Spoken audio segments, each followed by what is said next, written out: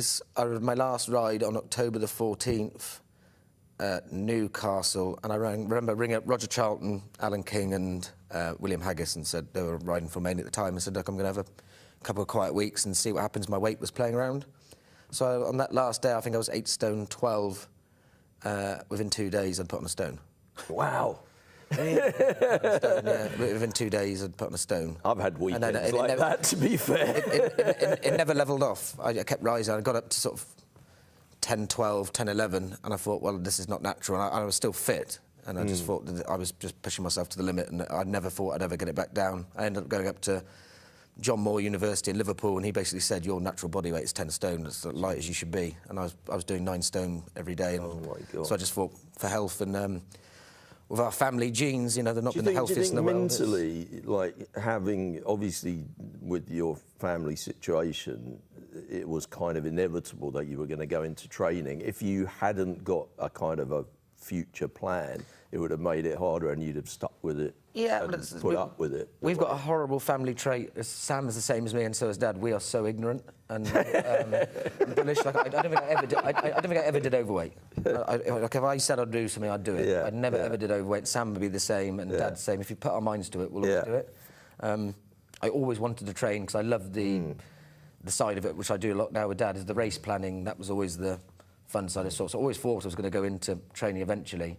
But I just enjoyed riding the flat. I spent such a lovely group of us in Hungerford with Dane O'Neill, George Baker, going racing with Liam Canary. We all lived, you know, 5 minutes from each other, and it was really, really good fun. And, you know, you sort of a support group, and we all stuck our heads down. But it's all changed now. It was all good fun, and we used to sit in the sauna with Adam Kirby, and you could just sort of do it together, whereas nowadays it seems like they're all on their own. Look at Adam Kirby and his physique. It didn't look fun sitting in the sauna every day for him. So that, I mean, that was the crux of it for you, weight. It was like, you'd have loved to have carried on. I'd love to have carried on, yeah, definitely. And I had a really good horse, really good year that year. You know, Primitivo, started riding a lot for, obviously Roger Charlton was very good to me. And you always sat on nice horses, rode a lot of winners for Jubmont. But all of a sudden, when I was sort of taking off £8, £9 a day in the bath, and it was just getting too much. My God. So was the... Have a cake. You had Flying Angel was after the... Flying Angel was after. Flying Angel was after. So you returned to jumping. Yeah, that was the scary thing, is all of a sudden I was struggling to do bottom weight jumping. from doing... going. Yeah, I remember when going on whatever it was, Get In on a night, and I got so many messages saying like how fat I was. I got up to like 11:10 at one point. Those people, you should delete those people on your phone. No, my friends.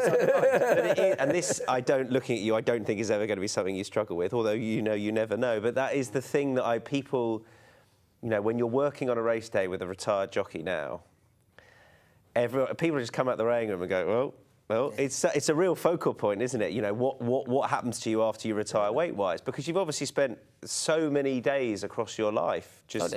Your body just becomes a sponge. Yeah. So you're losing, and you get into the routine of it. When I was riding, I didn't eat healthily, but you're going from day to day. You're literally watching how much you can drink, whether can I have a bottle of water, whether I can't, how much... You're not looking at the calories, you're looking at how much weight you're going to put on overnight. And that's what I was doing day to day. So I might wake up 9:03 and then get in the bath for 2 hours, getting ready for the 11:30 at Lingfield in December, try and take off 7 or 8 pounds, go and ride, do that, and then all of a sudden you're like a sponge and you put loads of weight back on again. It's not ideal, is it, in a professional sport?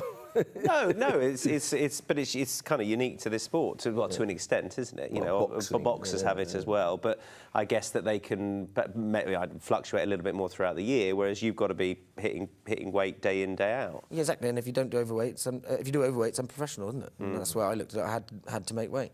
Pony racing was pony racing the same for you? It was a massive part of it. Shetland racing, then pony racing, yeah. So, and I mean, that's kind of the way in. Yeah. There are other routes, I guess, but you want to go down that route to give the best chance. All of my half sisters and brothers, got 4 half sisters, 3 half sisters and 1 half brother, and they're all Shetland racing now and starting to pony race, and they've got the bug for it now. It's just nice. A lot of them go to the sort of point-to-point route where it's quiet and you're not judged as much. Like, there are people saying, it's Nigel's son, Nigel's daughters or Nigel's son. But they can go and do it in peace and they just enjoy it. Was that a thing for you? Was back then, but I think it's a lot more laid back because everyone's doing it now. Sort of, Charlie Viger's sons are doing it. Yeah, everyone's. But Timmy Murphy's kids are doing it. Everyone seems to be doing it now. But I think with the whole, and certainly with there's a charm to not just family factor, but the Twiston-Davies factor that there is within racing, because but there is. Like when the article, there was an article about how you three work together, and everyone, it was a really enjoyable read, but it's like you get the impression that it's always ever so slightly on the edge, but we love looking in from outside, and I think we sort of romanticise about it. Or, it's really intriguing what goes on within those walls at home, because, and I think that stems from your dad and the character he is. Yeah, but just very different. Dad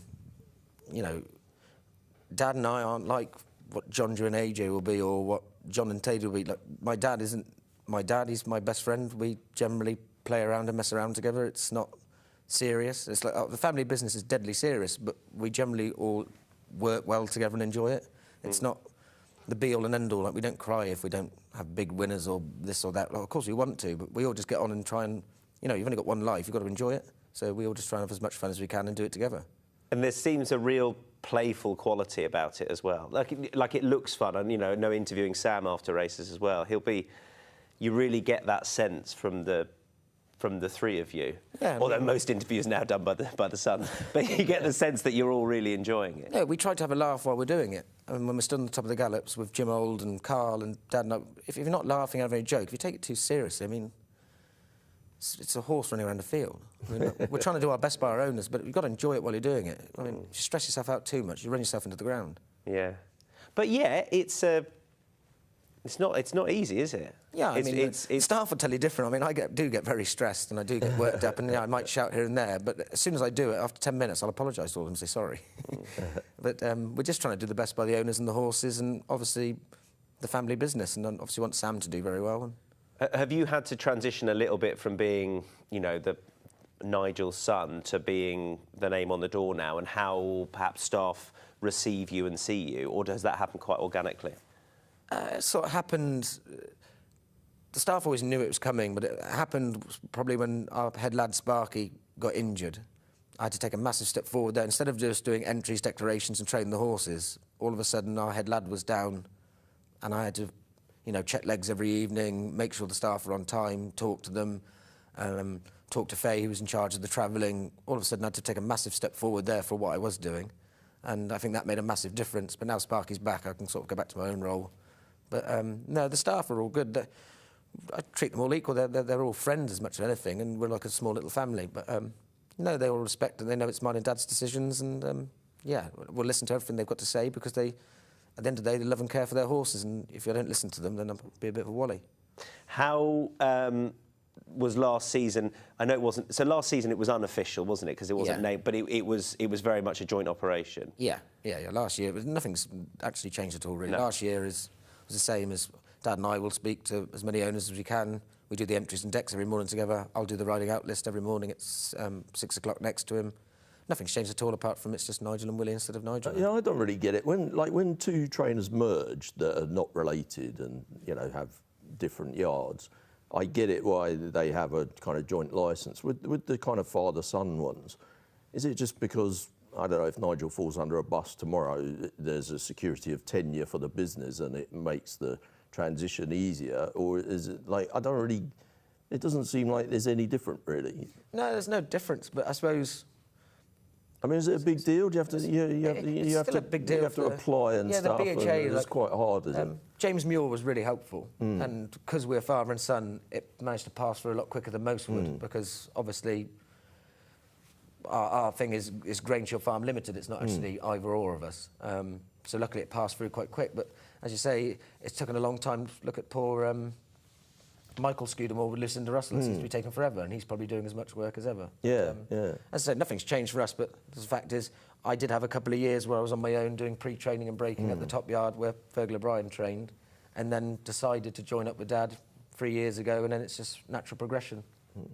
Can we just talk Baby Run, because I remember, I don't know if you like looking back there, but that was, I don't know why, for me, that was just, because I think because of my relationship with my dad going racing, and we would, do the same thing each and every year going to Cheltenham. I know it didn't work out at Cheltenham, but then it did at Aintree. But there was something about that family relationship, which I just think in your dad's colours as well, that racing just bought into so much. Did you feel that? Yeah, I mean, Cheltenham was just the worst day ever. Well, yes, it wasn't ideal. And then the scary thing is Ian Ferguson trained the winner Zemsky, and now he sort of buys most of our horses and is very good friends with Dad. So it was quite funny. No, Aintree was a special day. I mean, I think it's the one record I'll never lose of the youngest jockey to ever win over the Grand National fences. That's the one thing I can do good in my life. You were 16 and 4 months. Okay. That was a very. Jack's ears pricking up there. Yeah, 16 and 4 months, and that was the last year before they altered the national fences before they went small again. You've done again. This is going to sound. You've done a lot of growing since then, but I mean, like, you look a lot taller now, right? Yeah, I'm quite tall, yeah. But you did. It seems like you did a lot of growing later on. Yeah, no, I was quite tall then. I was just very skinny, I think. I don't know. It's weird looking at myself there. Yeah, he's still alive now. He's in our front field. He's 25 or 6 now. Wow. He's still alive and going, still getting ridden. Still loving life. Yeah, no, very special. Him and Hello Bud are still together. Oh, and Hello Bud was another one. Yeah, that was Sam's boy, really. But yeah, they went up to Dad's sisters, and as I was riding horse, and they've both come back for their retirement now. And you can see Maddie leads up Baby Run. She still rides him out every day, and Jane, who has Hello Bud, comes and sits on him most days. Watch live racing now on racingtv.com.